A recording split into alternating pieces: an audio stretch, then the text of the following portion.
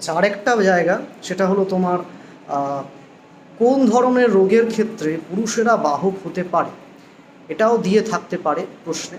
তো সেখানে বলার যে ধরনের রোগ এক্স লিঙ্কড কিংবা ওয়াই অর্থাৎ সেক্স লিঙ্কড নয়, অর্থাৎ যেটা অটোজোমাল রিসেসিভ, ঠিক আছে, বা প্রচ্ছন্ন, সেটাই কিন্তু পুরুষেরা বহন করতে পারে। আমাদের বইতে যেটা দেওয়া আছে থ্যালাসেমিয়া, তো থ্যালাসেমিয়ার ক্ষেত্রে আমরা পরিষ্কারভাবে দেখেছি যে বাবা থ্যাল প্লাস থ্যাল অর্থাৎ মাইনর, থ্যালাসেমিয়া মাইনর, এবং মাও থ্যালাসেমিয়া মাইনর, তাদের থেকে যে প্রজেনি হচ্ছে তার 25% কিন্তু চান্সেস থেকে যায় to become a thalassemia major child.